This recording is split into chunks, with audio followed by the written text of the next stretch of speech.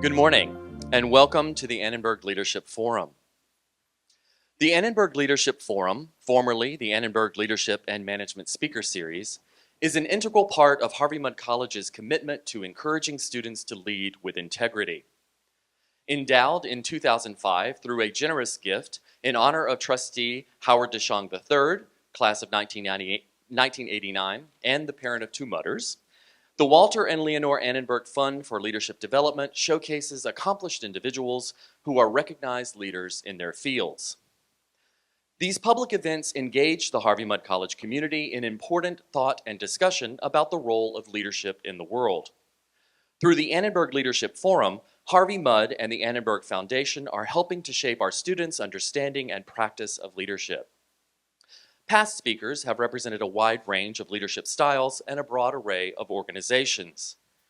In the spring of 2024, Harvey Mudd College alumnus Ho Nam, class of 1988, co-founder and managing director of Artiman Ventures, joined HMC President Harriet Nembhard for a conversation about what it means to be successful and what it means to do so with kindness and curiosity. Last fall, the Annenberg Leadership Forum presented a panel of experts discussing the UN Sustainable Development Goals and how education, innovation, and sustainability have highlighted how artificial intelligence and other emerging technologies could play a pivotal role in accelerating Sustainable Development Goal achievements. Today's conversation will explore how entrepreneurship can drive meaningful social impact. Please join me in welcoming our distinguished panelists. Mellody Hobson is co-CEO of Ariel Investments, where she leads strategic planning and growth initiatives. A passionate advocate for financial literacy, she co-founded Ariel Alternatives and launched Project Black, a private equity fund dedicated to scaling sustainable minority-owned businesses. Mellody is a director of JP Morgan Chase and was a long-standing board member of the Estee Lauder Companies and a board chair of DreamWorks Animation. A financial literacy advocate, she is author of the New York Times best-selling children's book, Priceless Facts About Money. Mellody was named one of Time Magazine's 100 Most Influential People and holds multiple honorary doctorates for her contributions to business, community engagement, and education. Ajit Singh is a partner at Artiman Ventures, focusing on early-stage technology and life science investments. With over $1 billion in assets under management, he serves on multiple healthcare company boards and the American Association for Cancer Research Foundation. A Stanford University adjunct professor, Ajit has a deep background in AI-based diagnostics, having led bioimaging and having served as the global CEO of Siemens Oncology and Siemens Digital Imaging Systems. His expertise spans innovation in clinical technologies, robotics, and artificial intelligence, and he holds 5 patents. Our moderator this morning is Harvey Mudd College President Harriet Nembhard. A respected and accomplished educator and industrial engineer, President Nembhard has held academic leadership positions at University of Iowa, Oregon State University, and the Pennsylvania State University. She also is a voice for higher education at the national level and serves on the National Academy's Roundtable for Transforming Undergraduate STEM Education. Before I turn this morning's program over to President Nembhard, I hope you will please join me in thanking our distinguished panelists and welcoming them to Harvey Mudd College.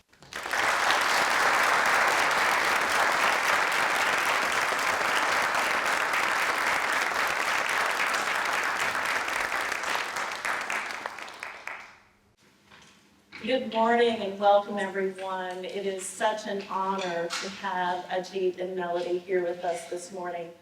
I want to begin by setting the table around our discussion today, entrepreneurship for social good, and why this is important at Harvey Mudd. Entrepreneurship for social good really focuses on building ventures that encompass and prioritize sustainable development and human flourishing alongside financial success. This, of course, aligns with Harvey Mudd's mission to integrate ethics, responsibility, and innovation in STEM education. Through our new strategic plan, STEM for a Better World, we're shaping future leaders who develop solutions that drive meaningful and lasting change. Our students may be the researchers, developers, and technical co-founders that the world needs.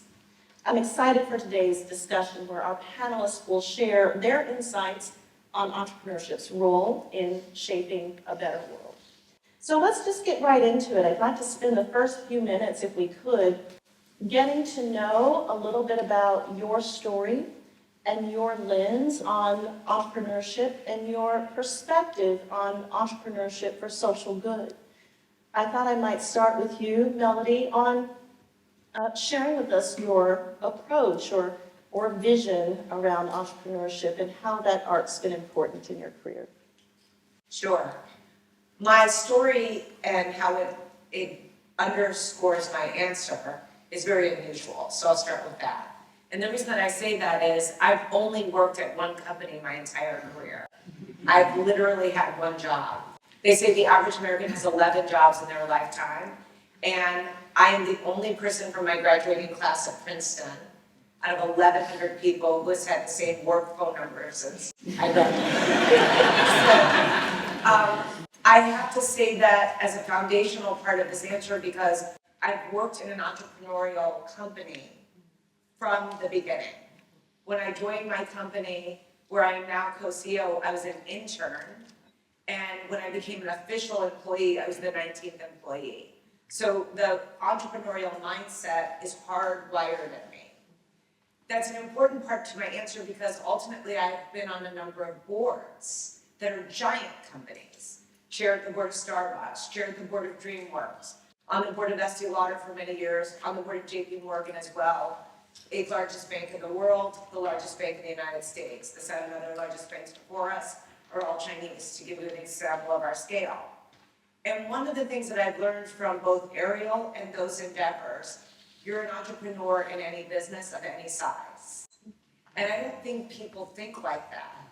I remember when Howard Schultz retired from Starbucks, and we would talk about, there was a line that the company would say from founder-led to founder-inspired.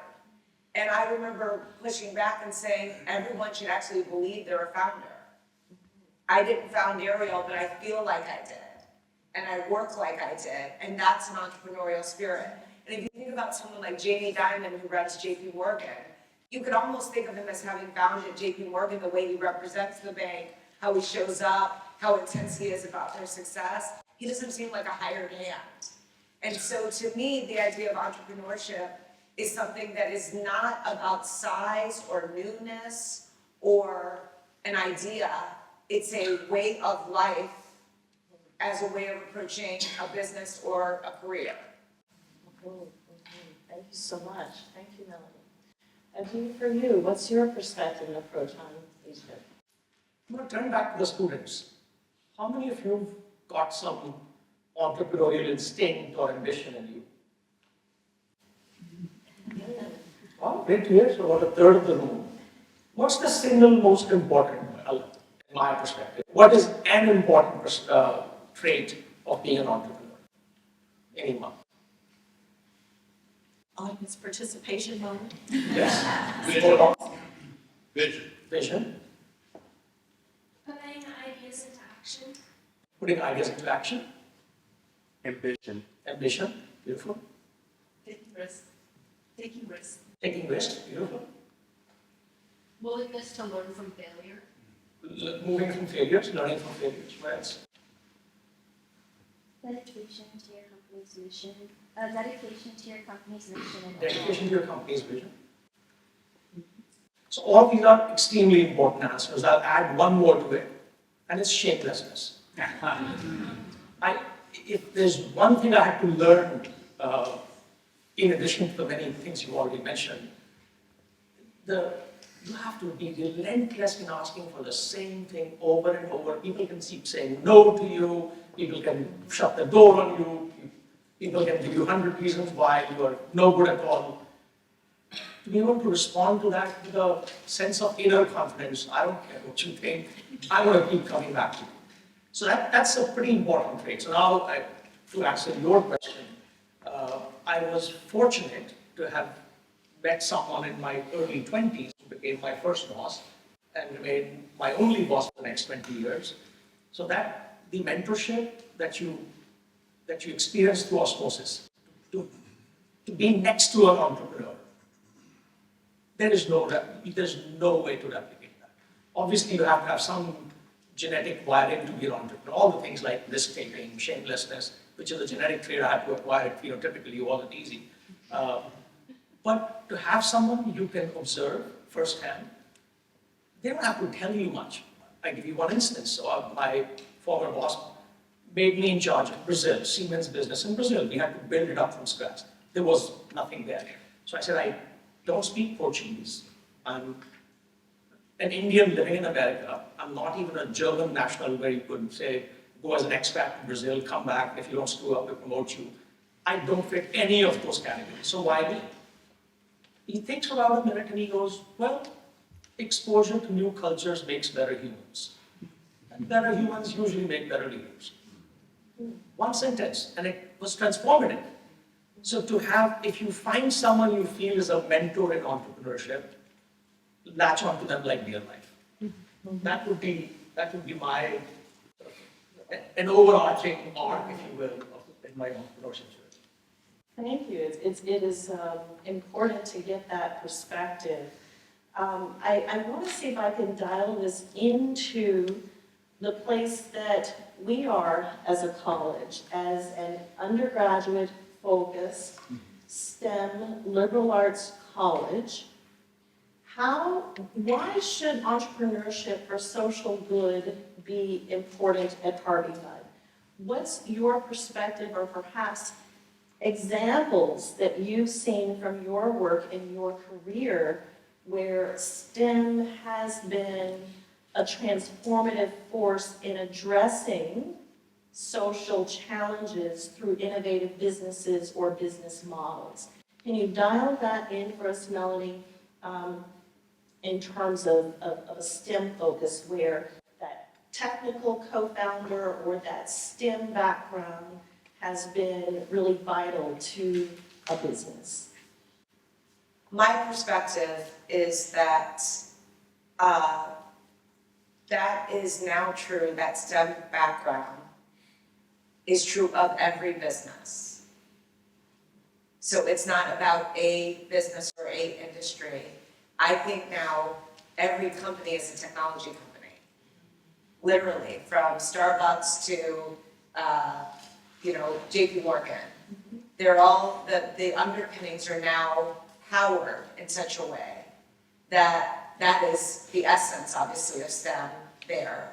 When you think about the need to use technology to augment productivity and or the customer experience, that is table stakes in the world, not just in America.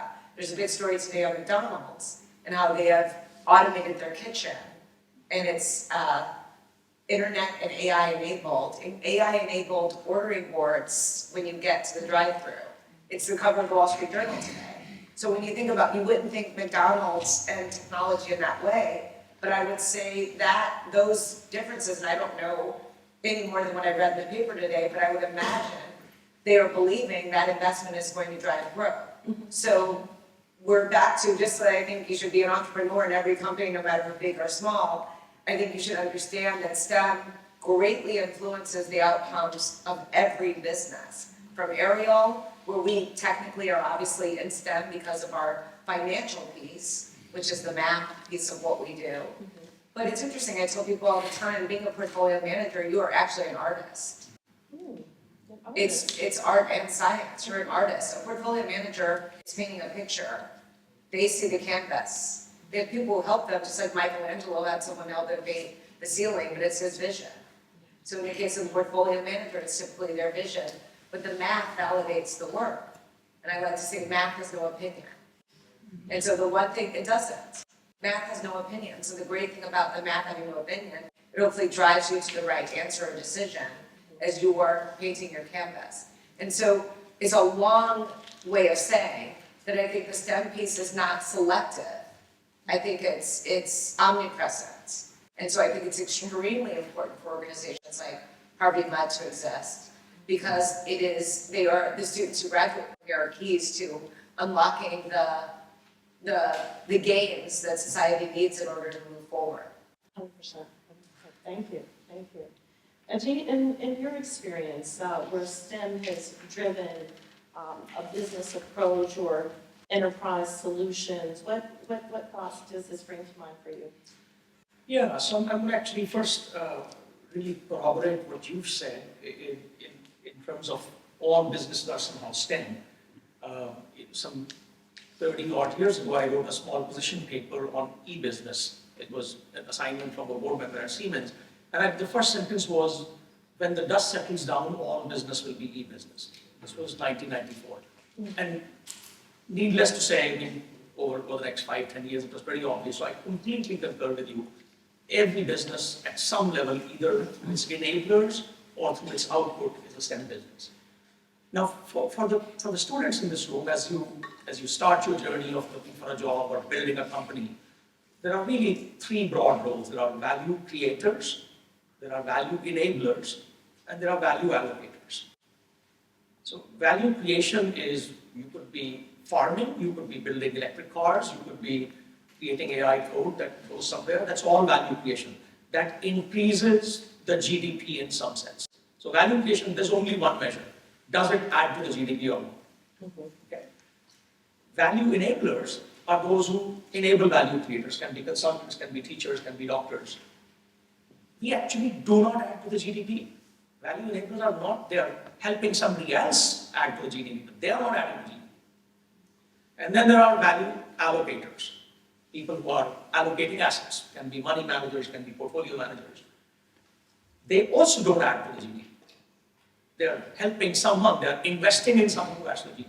So it's a truly an inner calling. You have to ask yourself, which category do I fit in by my personality, by my Myers-Briggs, by my whatever other personality traits you think are relevant.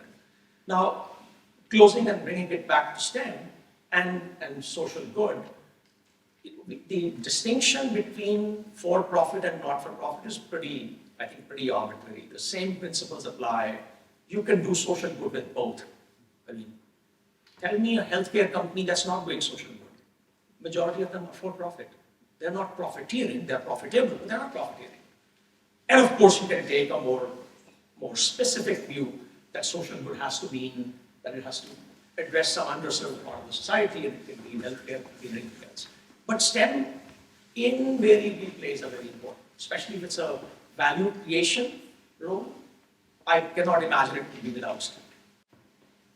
I want to double click, Ajit, on the GDP element of those categorizations. How do you think about things like then social good and the sustainable development goals as a part of that metric system when in your perspective on GDP? Do you tie those things together, or are they the same for you? I think they tie together. So let's take two extreme examples. Let's take a mosquito net manufacturer in Ethiopia. So by the way, it's a venture-backed company.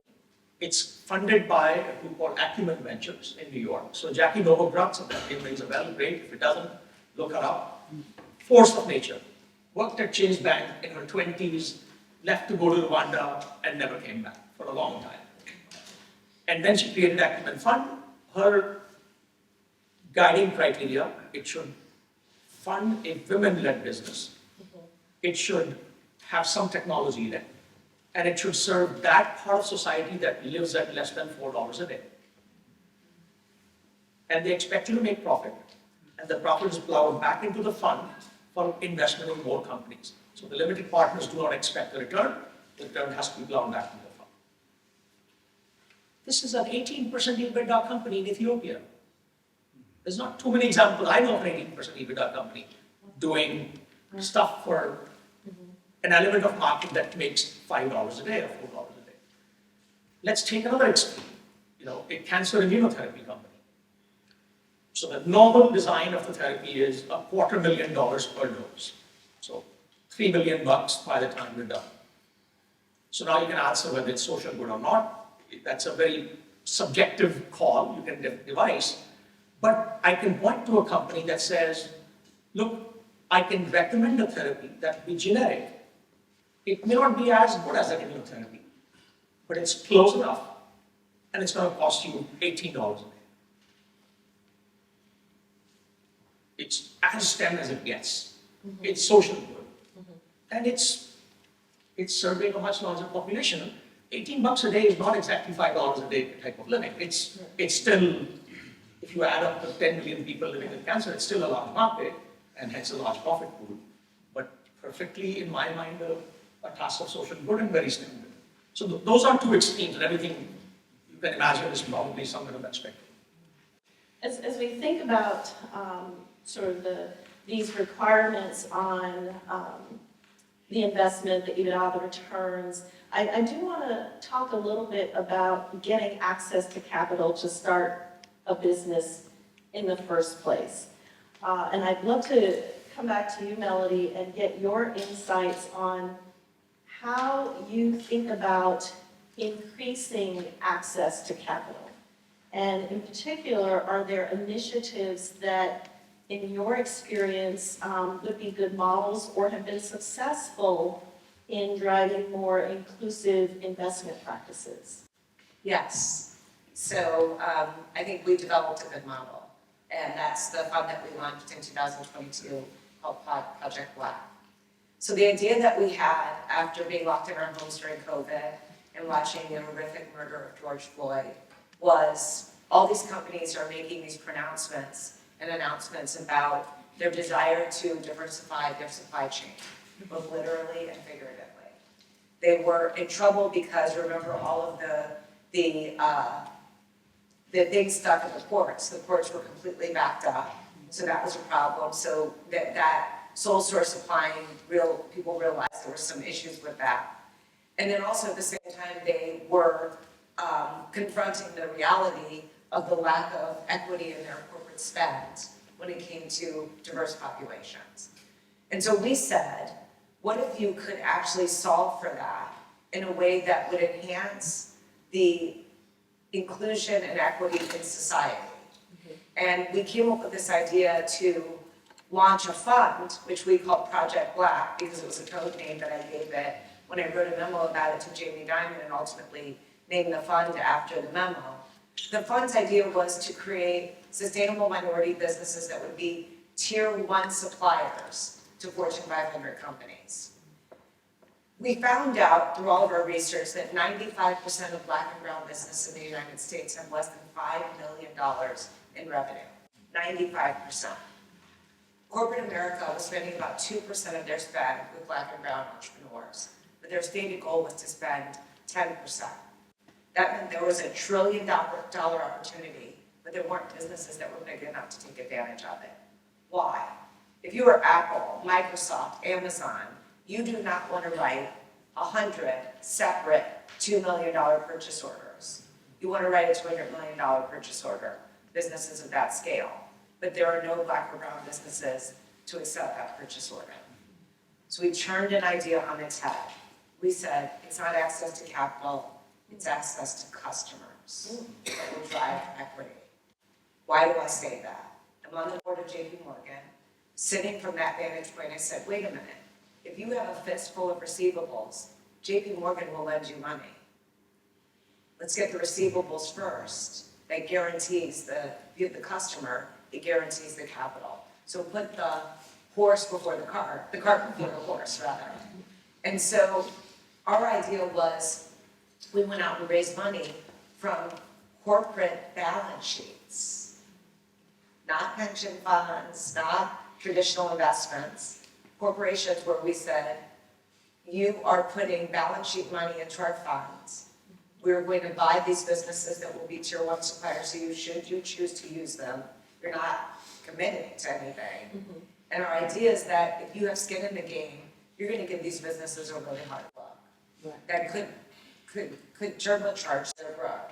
Now they have to be competitive. There's no settling here for something that is less than, especially tier 1. Why did I say tier 1? I said, I want our businesses to be the essential workers of the supply chain, not these businesses that you could easily get rid of in times of trouble or an economic stress, or et cetera.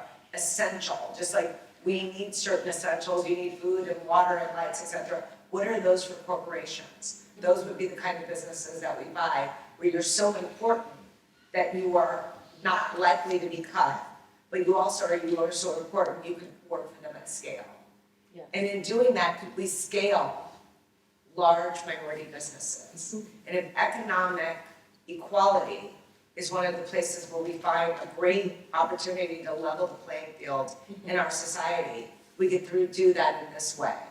Sharing the equity inside the corporation from the C-suite to the rank and file in the organization, and making sure the company is reflective of the society that we live in, all while first and foremost providing a world-class product or service. So the first business we bought was a business called Sorensen Communications. Sorensen provides tech-enabled services for the deaf and hard of hearing. Super interesting business. So we found out one of the things about deaf and hard of hearing workers, much lower turnover, way more loyal to a company. In an era of full employment, every loyal employee becomes more important because the cost of replacing them with headhunters, et cetera, gets very expensive. So Sorensen would provide the tech-enabled services for the deaf or hard of hearing person inside of your company. So your Amazon, which is a customer, they would be providing those services to your deaf and hard of hearing employees. Interesting fact, a very large percentage of our society becomes hard of hearing over time, particularly men. And so we looked at that business and we said, that is a business that is providing a social good, number one. Two, essential. So it's tier one, it's an essential product or service. Companies need it at scale, and there's a great opportunity to grow it, to go not just from inside the company, but may you go B2C, where you provide that service to that customer that walks into the retail outlet or whatever it might be. So you're seeing the profitability piece of it, but all of that is based on that capital, and the access to capital is based upon the customer that you have, make them grow. I'm sorry that was such a long answer, but it takes a little bit to bring it to its whole, to demonstrate the idea in its totality. And are other companies, or are there other opportunities to replicate this model, or are you replicating it yourself? Well, they say, imitation is the sincerest form of flattery, we shall see. We did something very different. We were extremely bold with this fund. We had a $100 million minimum. People were like, what? And I said, go big or go home. I wanted it to count. I thought any number that was lower than that was going to be considered charity inside of a giant corporation. And then $100 million requires board approval. Number two, which made it harder, but also made it more sticky, and we put a 25-year life on the funds. Okay. And that was something that was really, there aren't a lot of 25-year funds. But we did that because we said, if you're going to grow and create minority businesses of scale, there are only 5 Black businesses in the United States with over $1 billion in revenue in the entire United States. 5. And so we said, maybe we could double that number through our efforts. And if we could do that, they weren't going to be businesses you sold after 3 years, like a traditional private equity scenario. For this topic, Ajit, I want to, as I think about how much you have done, just been an incredible mentor, and a mentor to even some of our students who are here at Mudd. I'm not sure if they're here today. But if you were advising a young entrepreneur about access to capital and getting their business off the ground, what sort of advice do you give? So first, I'm happy to come back and give a talk on that subject. Okay. It can be a longer answer. Absolutely, but at least open that topic up. So first and foremost, irrespective of your business, there's always capital available. The only question is cost of capital. For every business, no matter how small or big, no matter which area of expertise, which area of domain, where in the United States, where in the world, there's always capital available. Only question is cost of capital. So do not be disheartened that I can't raise money for my company. There is no such thing. So there is more capital than available companies. And so much so that if I increase capital 2 times, I won't have 2 times more innovation. So it's always rate limited by available ideas, never rate limited by available capital. First principle. Second principle is when you are trying to raise money, the conventional wisdom says, send my deck to as many people as possible and get as many meetings as possible.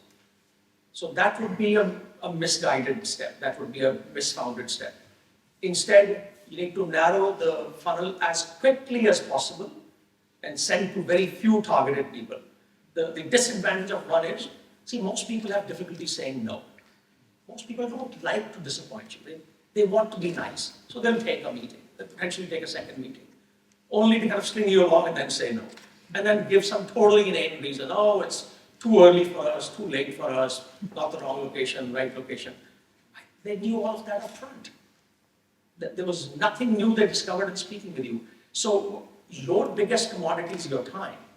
And you do not want to fritter that away. So in fact, you really need to talk to as few investors as possible, not as many investors as possible. And then you only need one hit. You need one person to lead. And as in most things in life, there is more followers than leaders. If one person leads, the followers will come along. And then the question is, how do you identify what your, sweet tool is? That's a longer conversation. So all models are wrong, some models are useful. So I have a model. It's mostly wrong, but it's sometimes useful. But that's all wrong. Okay, well, that'll be your next That's question. Okay, that sounds terrific. I'm actually going to pivot a little bit, and what I'd like to do is ask for your questions now, and I want to save my last question for the panelists to the end. So I'll take maybe the last 5 or 10 minutes, but why don't we spend 10, 15 minutes on your questions. If you'd like to submit questions using the QR code, then please do that. And I know some very enterprising Mudd students have sent a couple of questions as they saw the panel announce. So why don't I turn it over to Tim to get us started.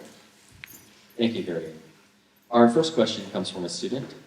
As an undergraduate preparing to enter the real world, what key lessons or advice would you offer on using entrepreneurship to create meaningful social impact, particularly in alignment with the UMIN's Sustainable Development Goals? Yeah.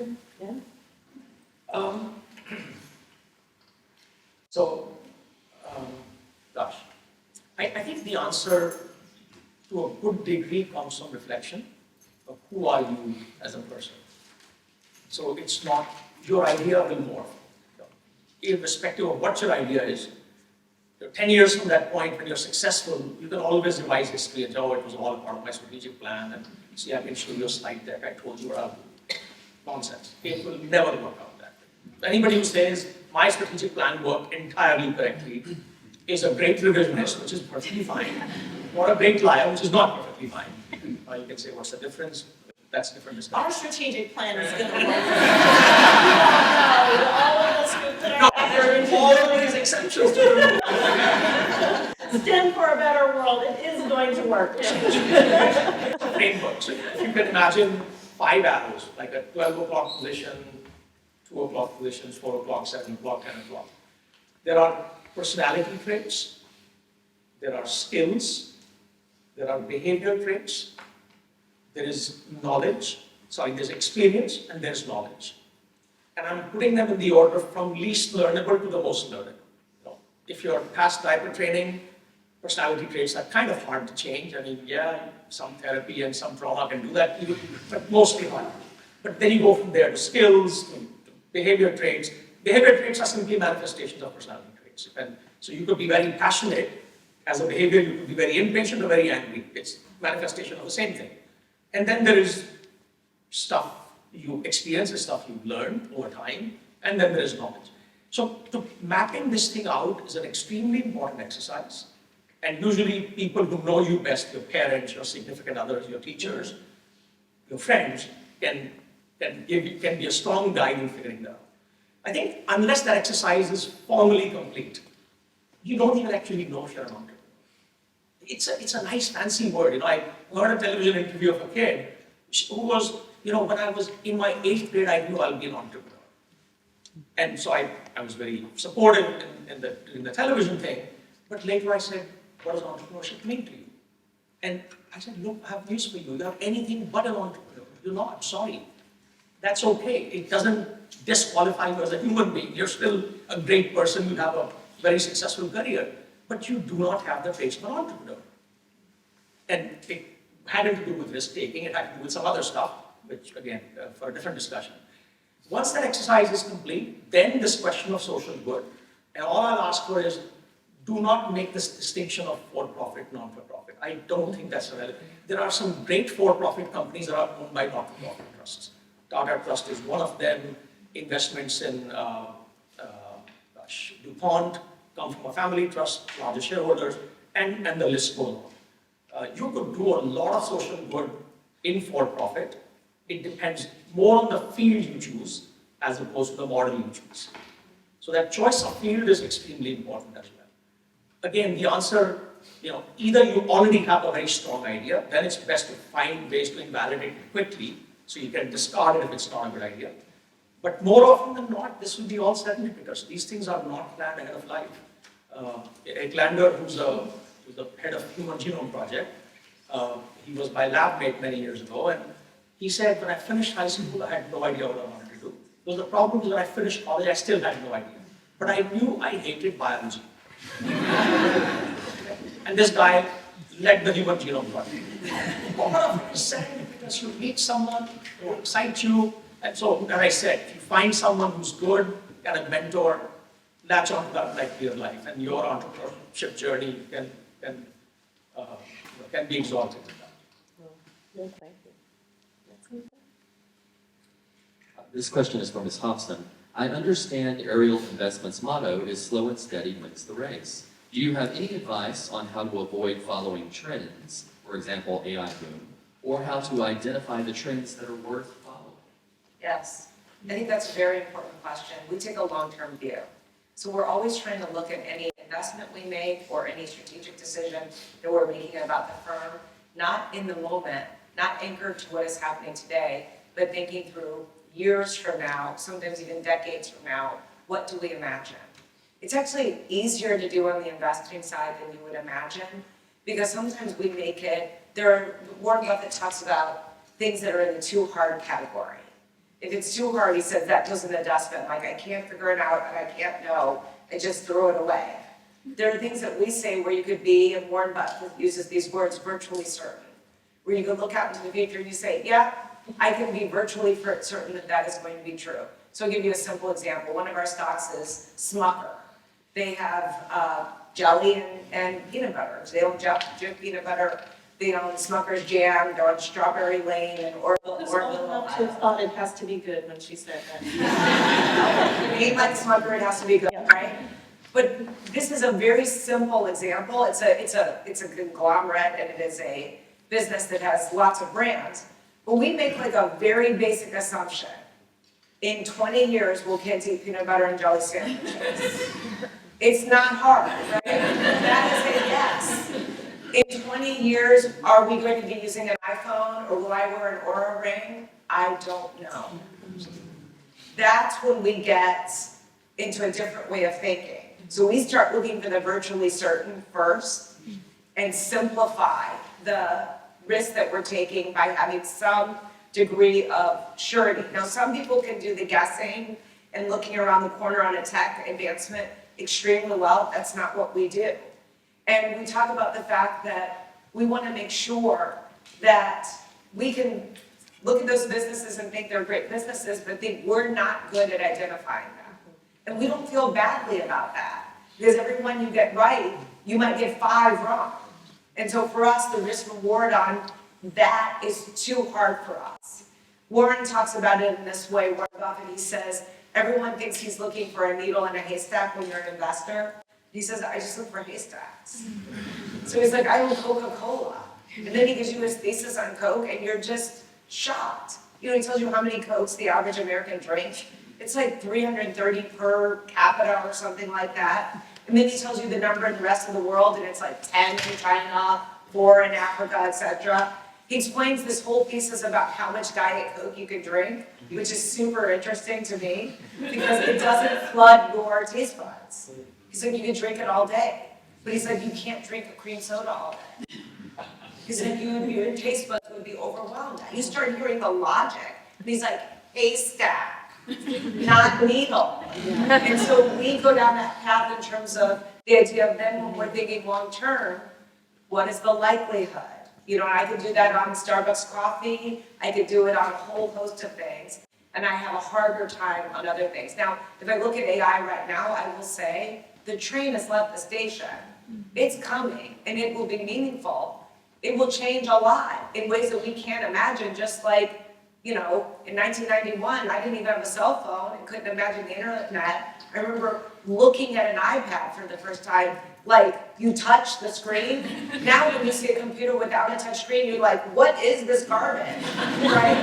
And so there are things that your mind learns to adapt. We won't even know how we'll adapt, but it will. But I can't tell you who's gonna win and lose there.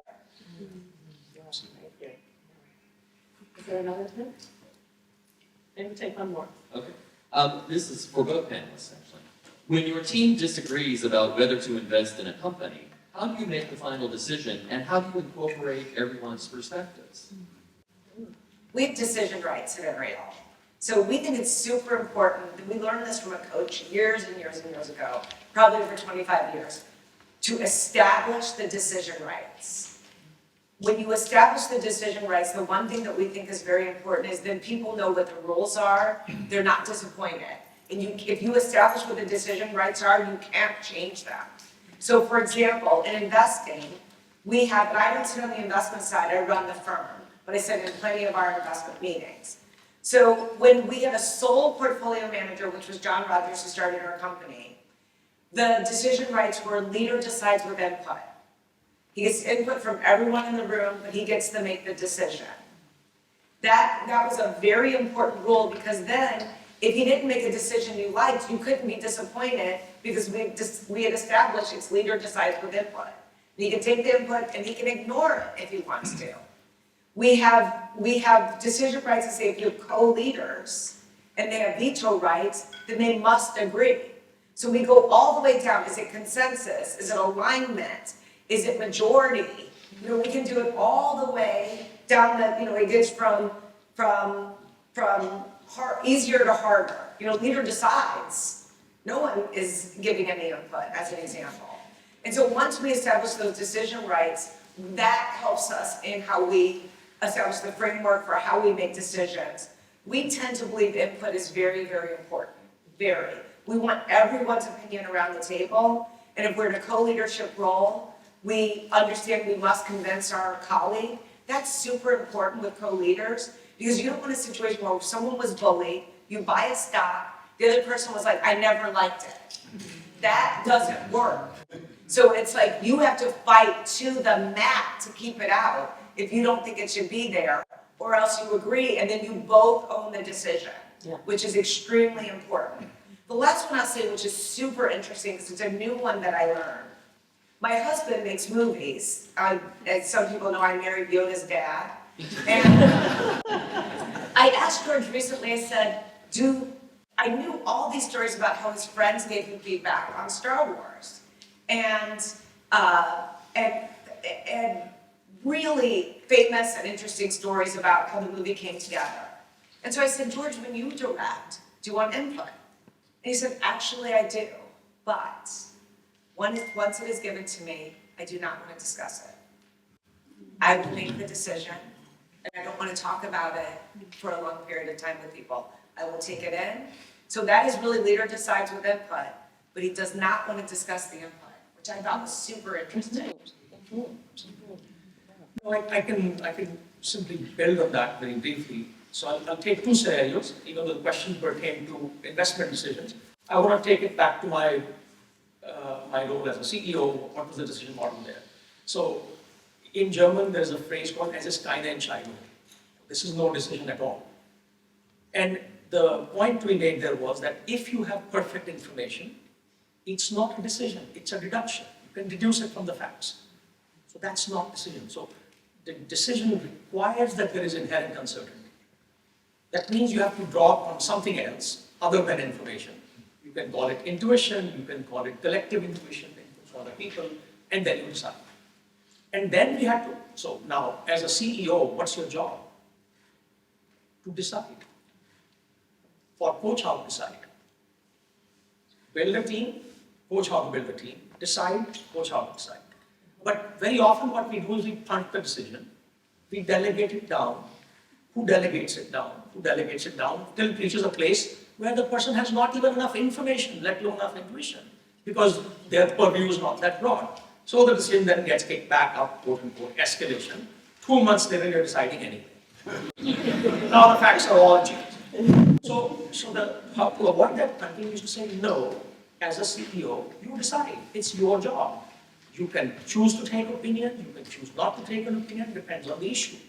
People do have to weigh in to buy in, but their role is to give you input, as you said. Take input and decide. And then the final point was, once there's a decision, there's no second guessing and rolling your eyes in the hallway. No, you can disagree, but then you commit. And it's my job as a leader to decide. I get paid to decide. That's my job. I may fail, then time will tell. I may succeed, time will tell. Your job is to give me input, and I will very fairly take it. I will seek it with an open mind. I'll seek it sincerely, not to just give you lip service. I'll seek it very sincerely, but at the end, it's my job to decide. So that's one model. The second model is we are a small firm, we are an investment firm, we have 4 partners, and right or wrong, we made a decision collectively about 20 years ago. We will only decide on consensus. If 4 of us not agree, we're a small team, we won't invest. That means why? It's not that one of us 4 is looking to be a bad actor or looking to be a naysayer or a rain on the parade.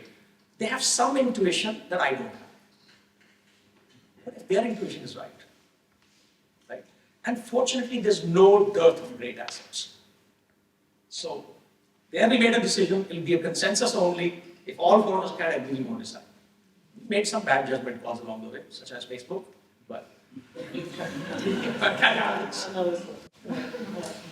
Well, thank you so much. I think even in just this short time, one thing that's very easy, quick to surmise is that you both have had tremendous careers, continue to have tremendous careers.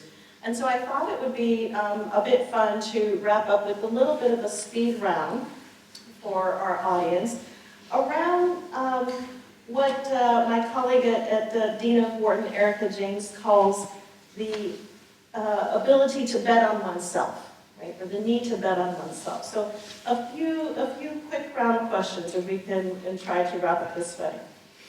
If there was a pivotal moment, I'll start with you, Mellody. If there was a pivotal moment in your career that gave you the confidence to bet on yourself, what would you say that was? They were always moments of great desperation. Where it looked like the world was going to end, and I had to rise to the occasion. Yeah. That's you. I drove a taxi for a year in New York, and that was in every way transformative. These were days before cell phones, right? So you were forced to talk to your fare, and vice versa, unless one of us was grounded. Some of the most fascinating conversations, new learnings in that 1 year. Now, what can others take from that? How do you offer that? How do you inspire others, and I would say particularly those from underrepresented and underserved backgrounds, to trust in their ideas and to take risks on their ideas? I would say when I was 22 years old, I was reading, and this is in that spirit of, there's a line in the movie Working Girl, where she says, you never know where a good idea comes from. I was reading Cosmopolitan magazine, and there was a quote from Judy Collins, who was a folk singer in the 60s, for those who don't know, not my era or music or anything like that, but the quote really grabbed me. And she said, as women, we're raised to have rescue fantasies.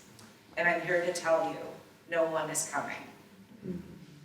And I thought about that a lot in terms of, we are literally, those rescue fantasies are hardwired because of fairy tales. I was even on the board of DreamWorks, and we had Shrek who rescued Fiona. So, this is evergreen, Snow White, Cinderella, Rapunzel, we could go on and on. Hardwired, someone's coming. And the thing that I would tell that underrepresented person, literally no one's coming. We're like learning that more than ever now. You are all you've got. And so the only one who rescues you is yourself. And so it takes great courage at times. That does not mean the absence of fear. There are times I feel plenty of fear, plenty. But I am literally trying to talk myself off the ledge, and I'm in my head telling myself to trust my own talents and will, and to trust the universe. And it may not work out. Sometimes it doesn't. And if it doesn't, I will get up and try again. Absolutely. Absolutely. Ajit, what comes to mind? Actually, not much to build on what you said. Amen, just exactly as you said. Seriously, I can't think of anything else to add to that. Yeah, amen, amen. So, lastly, I want to ask what lessons from your career you would share with our students who are looking to align their personal values with their professional ambitions. And I'll start with you, Vincent. So build a tribe. So it's very lonely at the top. So if you are ambitious, you will succeed. There's no question. It's just a matter of where you set the bar. But it becomes very lonely. There's not too many people you can talk to. So, no matter what we say, we are always being judged.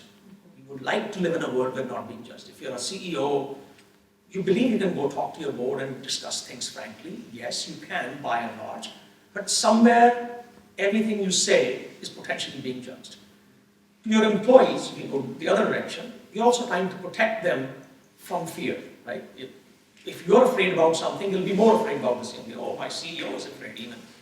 So then the question is, who's your tribe? Who do you turn to for validation, for just some shoulder to cry on occasionally, and to solicit other ideas? And to build that tribe early on is very important. And it doesn't have to be another CEO. Sometimes the person you least expect, they have the best insights for you. They have the most relevant insights for you. They can be your parents, they can be your teachers, they can be your colleagues, they can be your kids actually. If there's one thing I can ask is, build that tribe and then build such unconditional trust with them over time that you never have to feel judged. That it's a totally safe place to go and talk.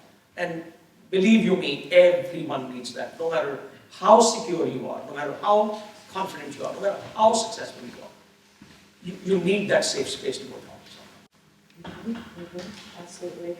And when you're thinking of betting on yourself, one of the things, Mellody, that I thought when reading your adorable book, if I could say, Priceless Facts About Money, is the expression that God bless the child who's got their own.